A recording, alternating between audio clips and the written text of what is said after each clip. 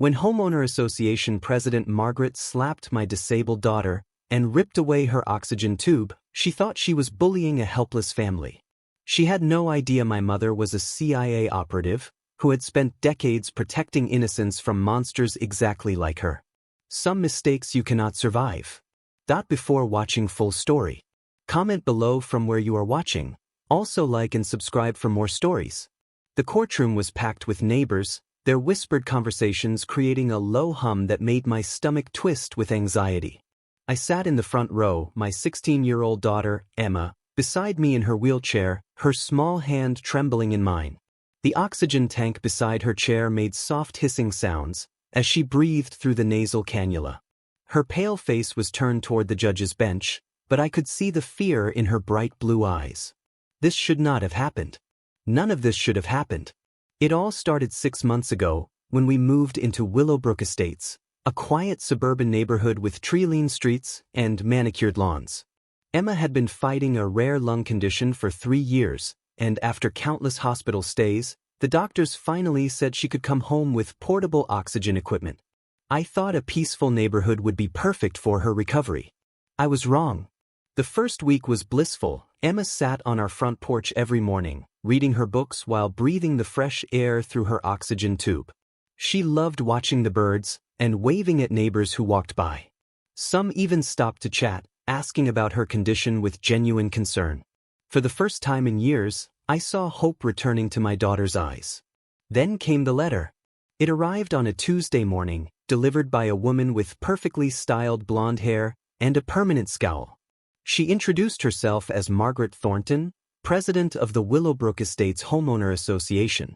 She wore a crisp white blouse and navy blazer, her clipboard clutched like a weapon. "I am here about your daughter's medical equipment," she said, not bothering with pleasantries. "The oxygen tank and wheelchair are creating an unsightly appearance that violates our community standards." I stared at her, certain I had misunderstood. "Excuse me. Section 4.3 of our Homeowner Association Agreement clearly states that no medical equipment or mobility devices shall be visible from the street. Your daughter's equipment is disrupting the aesthetic appeal of our neighborhood." Heat rushed to my face. That is my daughter's life support system. She cannot survive without it. Margaret's expression did not soften. "Then perhaps this is not the right neighborhood for your family situation." The way she said situation made my blood boil. Emma was not a situation. She was a brave, intelligent young woman, fighting for her life every single day. "You cannot be serious," I said, my voice rising. "You are asking me to hide my disabled daughter because she does not fit your perfect neighborhood image." "I am asking you to comply with the rules everyone else follows," Margaret replied coldly. "The letter outlines the violations and gives you 30 days to remedy them. If you do not comply, we will take legal action." She turned and walked away, her heels clicking on the pavement like a countdown timer. That night, I held Emma as she cried. She had heard every word from her spot on the porch. "Mom, maybe we should move," she whispered between sobs. "I do not want to cause problems." "Absolutely not," I said firmly. "This is our home. You have every right to sit on your own porch and breathe fresh air. Do not you ever think you are a problem." But Margaret Thornton was just getting started. Over the next few weeks, she made our lives hell. She filed noise complaints about Emma's oxygen concentrator, claiming it was too loud. She sent violations for the wheelchair ramp we had installed, saying it was not approved by the architectural committee. She even called the police, claiming Emma's medical equipment was a fire hazard to the neighborhood. Each harassment campaign was worse than the last. Margaret would show up with her clipboard and measuring tape, documenting every inch of our property. She would take photos of Emma on the porch, circle our house with her car, and encourage other neighbors to file complaints. The worst part was watching Emma retreat. She stopped sitting on the porch, she stopped reading outside, she spent her days locked in her bedroom, emerging only for doctor appointments. My vibrant daughter was disappearing, and I felt powerless to stop it. I hired a lawyer, but the legal fees were draining our savings. The homeowner association had lawyers too, and they knew how to drag things out. Meanwhile, Emma's health was declining from the stress. The breaking point came on a rainy Thursday morning. Emma had been having a particularly difficult week, her breathing more labored than usual. I had taken time off work to care for her, and we were both exhausted. Emma wanted to sit on the covered porch to get some air. The rain was gentle, and she loved the sound of water on the roof. I helped her into her wheelchair and positioned her oxygen tank carefully beside her. We had been outside for maybe 20 minutes when Margaret's silver BMW pulled into our driveway. She got out wearing a yellow raincoat and carrying her ever-present clipboard. "This is the final warning," she announced, marching up to the porch. "Your daughter's presence here is a continued violation of our community standards." "My daughter has every right to be on her own property," I said, standing between Margaret and Emma. "Not when she is creating a spectacle," Margaret snapped. "Look at her, this equipment, this display of illness, it is bringing down everyone's property values." Emma's face crumpled. At 16 she was old enough to understand every cruel word. "Please stop," Emma whispered, her voice barely audible through the oxygen cannula. "I am not trying to hurt anyone." Margaret's face twisted with disgust. "Do not you dare try to manipulate me with that pathetic voice. You and your mother are freeloaders who think disability gives you special privileges." "That is enough," I shouted. But Margaret was on a roll. "You want to know what I think?" Margaret continued, her voice rising. "I think this whole sick act is fake. I think you are milking the system for sympathy and special treatment. Real sick people do not parade around in public, making everyone uncomfortable." Emma started crying, her shoulders shaking as she struggled to breathe. I reached for her, but Margaret stepped closer. "Oh, here come the waterworks," Margaret sneered. "How convenient. Every time someone calls out your lies, you start crying." "Get away from my daughter," I warned. But Margaret was beyond reason. "Your daughter is a fraud," she snarled, "and I am going to prove it in court." That is when she did the unthinkable. Margaret reached out and yanked the oxygen cannula from Emma's nose. "Let us see how sick you really are without your props," she said. Emma gasped, her face immediately turning pale. She clutched her chest, struggling to breathe as I lunged to reattach her oxygen line. "You are insane," I screamed. But Margaret was not done. "Stop the act," she yelled.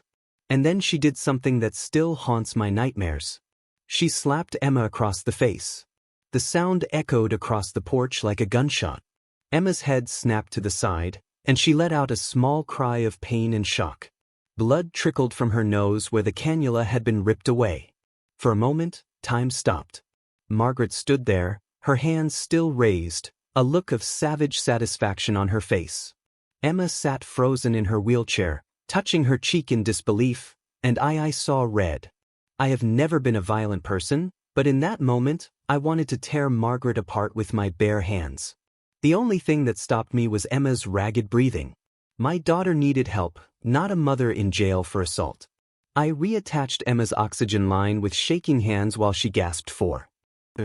Margaret stood there watching, not showing an ounce of remorse. "I am calling the police," I said, reaching for my phone.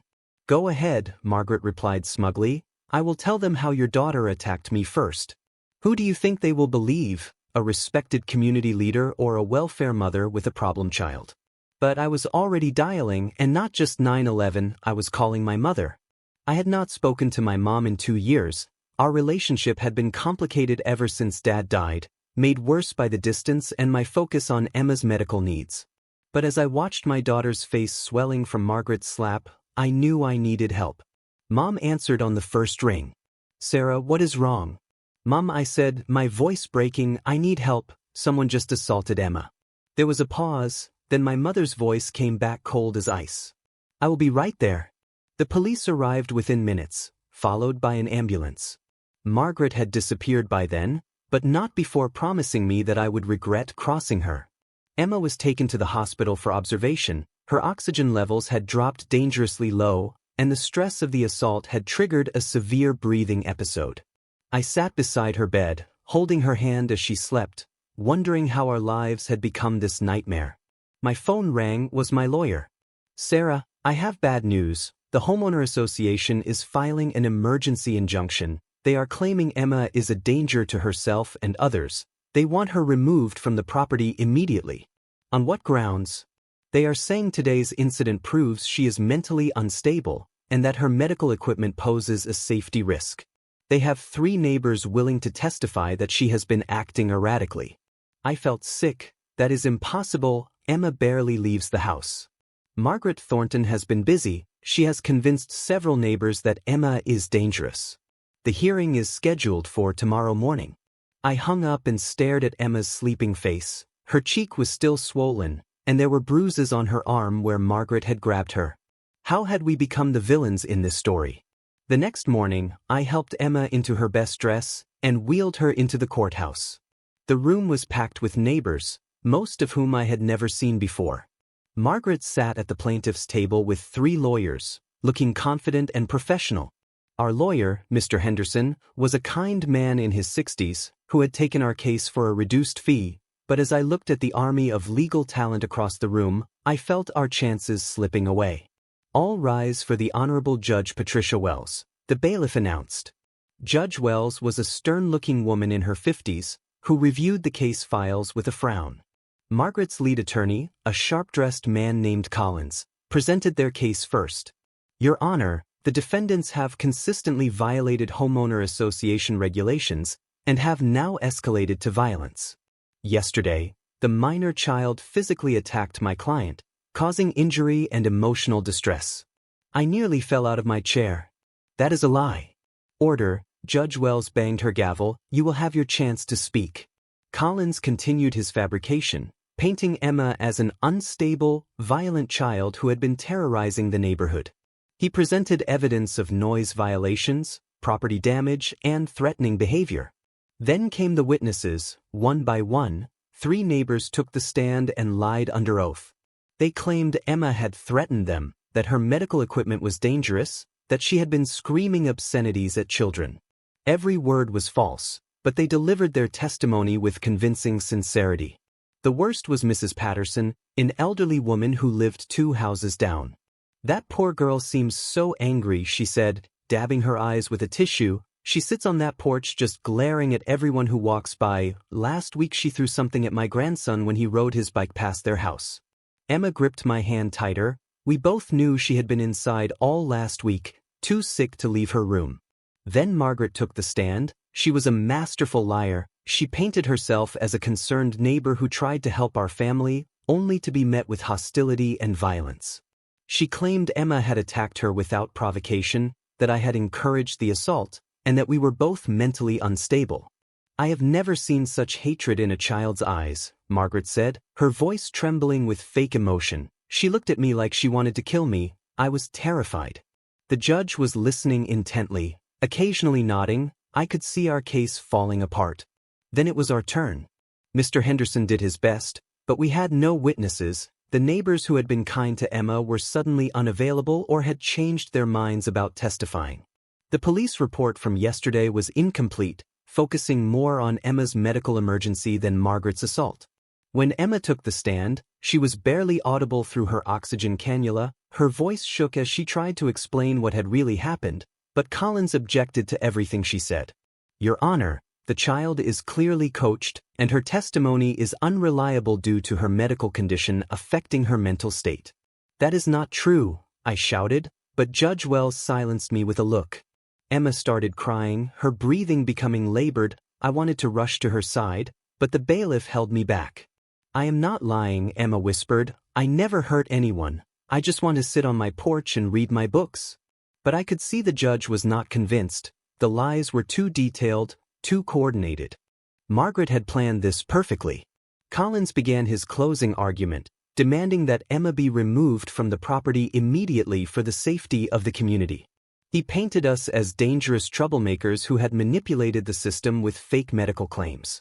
The evidence is clear, Your Honor. This family has shown complete disregard for community standards and has now escalated to violence. The neighborhood children are at risk, property values are declining, something must be done before someone gets seriously hurt. Mr. Henderson's closing was weak by comparison. He focused on Emma's medical needs and our property rights, but he could not counter the mountain of false testimony. Judge Wells was about to render her verdict when the courtroom doors burst open. A woman in a black suit walked in, her heels clicking on the marble floor. She was tall and elegant, with silver hair pulled back in a perfect bun. Her presence commanded immediate attention. "I apologize for the interruption, Your Honor," she said in a voice that carried absolute authority. "I am here on behalf of the defendants." Margaret's face went white. "Who is that?" The woman approached the bench, handed Judge Wells a folder, and whispered something in her ear. The judge's eyebrows shot up as she read whatever was in the folder. "Court will recess for 15 minutes, Judge Wells announced, looking shaken. As the courtroom buzzed with confusion, the woman in black turned to me and smiled. "Hello, Sarah, I am sorry I am late," was my mother. But this was not the mother I remembered. Gone was the quiet woman who had raised me in our small town home. This woman radiated power and danger in equal measure. Her eyes, the same blue as Emma's, were cold as Arctic ice. "Mom," I whispered, "what is going on?" "I will explain later," she said, kneeling beside Emma's wheelchair. "Are you okay, sweetheart?" Emma nodded, but she was staring at her grandmother with amazement. "Grandma, you look different." "I have been away on business," Mom said gently, "but I am here now, and no one is going to hurt you ever again." Margaret had been watching this exchange with growing alarm. She approached us with her lawyers in tow. "I do not know who you think you are," Margaret said, "but this is a private matter between residents of our community." My mother stood slowly and turned to face Margaret. The temperature in the room seemed to drop 10 degrees. "Margaret Thornton," Mom said, her voice cutting through the courtroom chatter. 47 years old, lives at 1247 Maple Street, married to Robert Thornton, who works for Henderson Financial Group, 2 children, Jessica, 19, currently attending Northwestern University, and Michael, 16, who attends Willowbrook High School. Margaret's face went pale. "How do you know?" "Your social security number is 555-78-9823, Mom continued. "Your mother's maiden name is Richards, you have a fear of spiders, and a scar on your left ankle from a childhood bicycle accident." "This is harassment," Margaret sputtered. "I am calling the police." "Oh, the police are already here," Mom said with a cold smile. "Detective Martinez is right outside. He is very interested in your little insurance fraud scheme." The blood drained from Margaret's face. "I do not know what you are talking about." "Really? Because I have documentation of your workers' compensation claims for a back injury that never happened. Quite remarkable how you were able to play tennis 3 times a week while claiming total disability." Margaret's lawyer grabbed her arm. "Do not say another word." But Mom was not finished. "And then there is the embezzlement from the homeowner association funds, $200,000 over 3 years. You have been very clever about hiding it, but not clever enough." "That is impossible," Margaret whispered. "How could you know about?"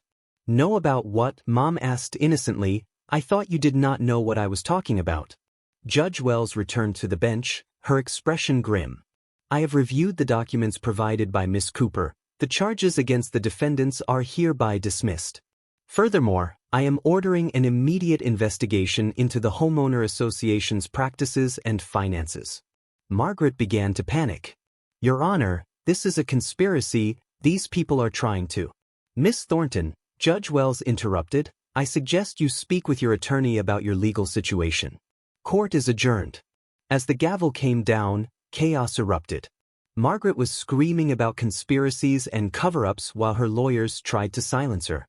The neighbors who had lied under oath were slipping toward the exits, and my mother stood in the center of it all, calm as a statue. Detective Martinez entered the courtroom and approached Margaret with handcuffs. "Margaret Thornton, you are under arrest for insurance fraud, embezzlement, and assault on a minor." "This is insane," Margaret shrieked as the cuffs clicked into place. "You cannot do this to me. I am a respected member of this community." "Ma'am, you have the right to remain silent," Detective Martinez said. "I suggest you use it." As Margaret was led away, she caught sight of my mother, and her expression changed from panic to pure terror. "Who are you?" she whispered. My mother smiled, but it did not reach her eyes. "I am Emma's grandmother, and you made a very big mistake." Outside the courthouse, I finally got answers. "Mom, what just happened in there?" I asked as we sat in her rental car. Emma was in the back seat still processing everything. "I work for the government, Sarah," Mom said simply. "I have. For the past 20 years. "What kind of government work?" "The kind that involves protecting people who cannot protect themselves." I stared at her. Are you saying you are some kind of spy? I am saying I have resources that most people do not. When you called me yesterday, I made some phone calls of my own. It is amazing what you can learn about someone when you know where to look. But the fraud, the embezzlement, how did you know? Because when someone hurts my family, I make it my business to know everything about them. Margaret Thornton has been stealing from that homeowner association for years. She has also been filing false insurance claims and intimidating anyone who tried to question her. Emma leaned forward from the back seat. Grandma, are you like a secret agent? Mom turned to smile at her granddaughter. I am like a guardian angel, sweetheart, but with better computer skills. Over the next few weeks, Margaret's world collapsed. The investigation revealed years of fraud, theft, and intimidation. She had been using her position as homeowner association president to steal from the community funds while silencing anyone who questioned her with threats and harassment. But that was not the end of it. The neighbors who had lied under oath were also investigated. Mrs. Patterson was found to have been paid $500 for her false testimony. The other two faced perjury charges. The entire homeowner association board was dissolved and replaced. Margaret was sentenced to 5 years in prison for fraud and embezzlement. The assault on Emma added another year to her sentence. But the real justice came when the homeowner association's insurance company refused to cover the lawsuit damages. Margaret's house was seized to pay restitution to the family she defrauded. She lost everything. Emma and I stayed in our house. The new homeowner association board formally apologized and rescinded all the violations Margaret had filed. Our neighbors, the real ones who had been too afraid to speak up before, finally came forward with their support. Emma began sitting on the porch again, reading her books and waving at passers-by. Children would stop to chat with her, fascinated by her stories and courage. She became the heart of our little community. My mother visited more often, though she was still mysterious about her work. She would take Emma on special trips to museums and libraries, teaching her about history and languages. She had also given Emma a small device that looked like a phone. It is a direct line to me, Mom explained. If anyone ever bothers you again, just press the red button. Emma never had to use it, but knowing it was there gave her confidence. 6 months later, I received a letter from Margaret in prison. She claimed she had been framed, that my mother was part of some government conspiracy, and that she had been the real victim all along. I threw the letter away without finishing it. The truth was, Margaret had been the victim of her own cruelty. She had chosen to target a disabled child because she thought we were powerless. She had never imagined that Emma's grandmother was someone who had spent her career protecting the innocent from bullies exactly like her. As I watched Emma playing in our front yard with the neighborhood children, I realized that Margaret had been wrong about something else too. Emma was not a burden or a problem to be hidden away. She was a blessing, a source of joy and inspiration to everyone who knew her. The oxygen tank and wheelchair were not symbols of illness or weakness, they were symbols of strength, of a young woman who refused to give up despite impossible odds. And now, thanks to my mother's intervention, Emma could live her life without fear. She could sit on her porch, play with her friends, and dream about her future. Margaret Thornton had thought she was dealing with a helpless family. Instead, she discovered that when you mess with the wrong person's granddaughter, you might find yourself facing forces you never imagined existed.